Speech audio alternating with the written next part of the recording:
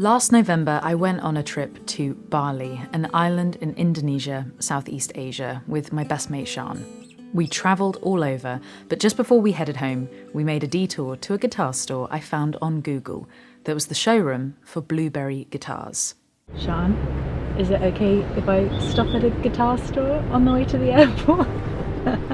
Thanks. We walked in and discovered so many unique pieces that I wish I could have taken more than one home. However, I did get my hands on a few in the short amount of time we had there. You know every corner of my room, the side of the bed I use, brand of perfume. You know I talk in my sleep, keep a notebook at my bedside. Did I reveal too many dreams?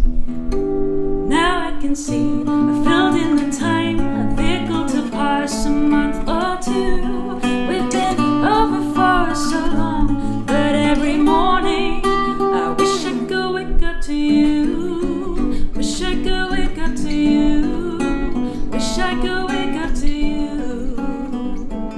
The Blueberry story began when the Montreal native, Danny Fonfeder, was on a business trip to Hong Kong. Whilst in Bali on vacation, he searched for a guitar, having forgotten to bring his Martin along. Bali is home to the most gifted wood carving artists in the world, whose traditions go back for thousands of years.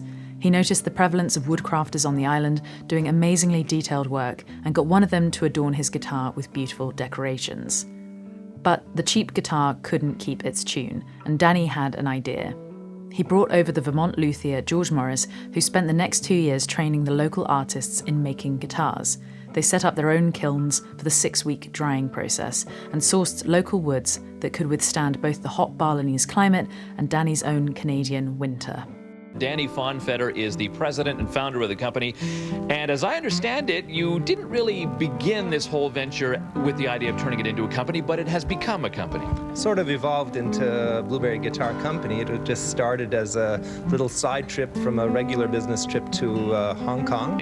Well, the challenges were crazy. I had no idea getting into it. I thought, like most people would probably think, that it's just a piece of wood that you carve in the shape of a guitar. But right away I was told that the humidity is going to ruin these guitars as soon as they got back to Canada, because we're a totally different climate. Today, all Blueberry guitars are handmade and hand-carved on the island of Bali. No two are alike. The unique fingerprint of the artist appears on each guitar, half on and half off the interior label. Learning more about the challenges that luthiers face in a humid climate like Bali's is so interesting to me now that I've spent time in Nazareth with Martin and have talented friends like Kate Hunter or Daisy Tempest giving me advice, teaching me their approach to guitar builds and the material choices. I've still got a ton to learn. It was lovely to meet Wayan Tujas, one of the luthiers who builds for Blueberry, and he helped me make a decision about what to take home. My guitar is not just instrument, it's art. That we build our guitar at least 2 months, 3 months, because it's combined between, let's say, Eastern art like wood carving and Western art like how to building guitar itself. So this is not just instrument, it's art.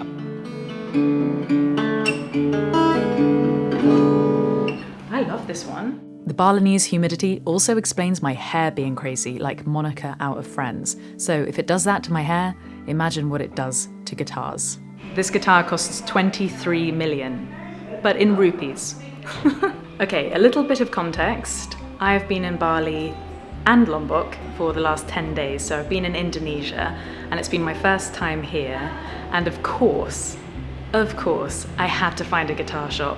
But we only had so much time and they're all kind of spread out. But this one on Google really, really spoke to me, and my goodness, did it work out.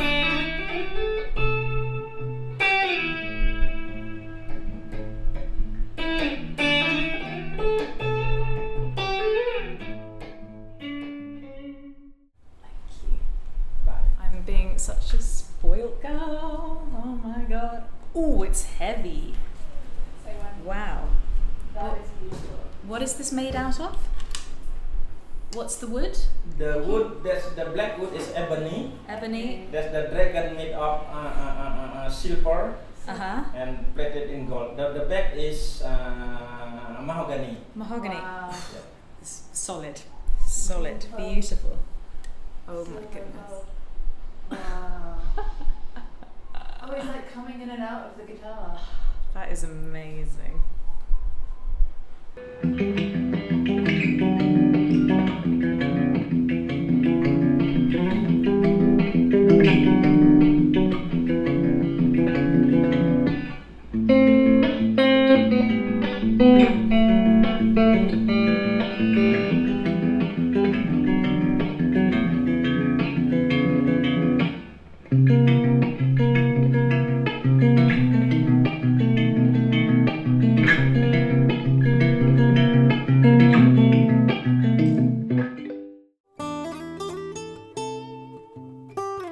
Now, I know my guitar playing is an acquired taste, but if you like my fingerstyle technique and want to learn my original songs, then check out my guitar course, Fingerstyle Guitar, Mary's Method. First 1,000 people to sign up using the link below get a 50% discount, so check it out. So what is this guitar to me?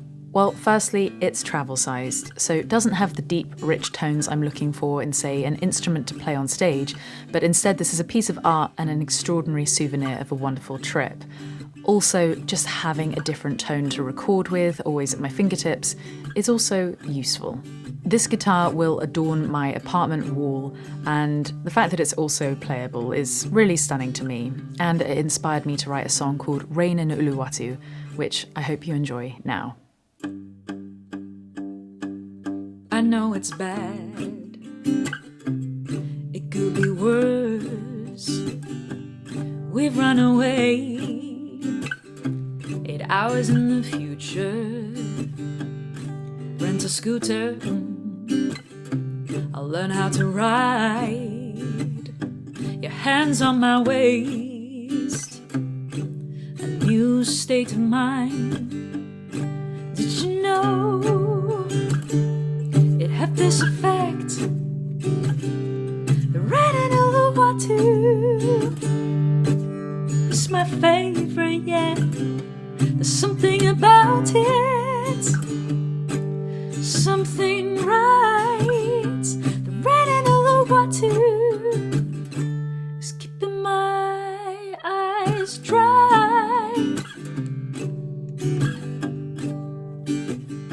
Let's circle the island, make a loop, say hi to the beaches, catch a wave or two. Can you see that storm? It's coming in. Time it right or wrong, with you it's win-win. Did you know it have this effect? The red and Uluwatu is my favorite yet. There's something about it, something right. The red and Uluwatu is keeping me from crying. 'Cause maddening life will happen, there's no way to escape it, no matter how far you fly. The bittersweet gets sweeter by making the day simpler. South of the equator. Did you know it have this effect? The rain in Uluwatu is my favorite yet. As always, thank you so much for watching. If you haven't yet subscribed, please do. It helps me out, and otherwise, I'll be seeing you here again very, very soon.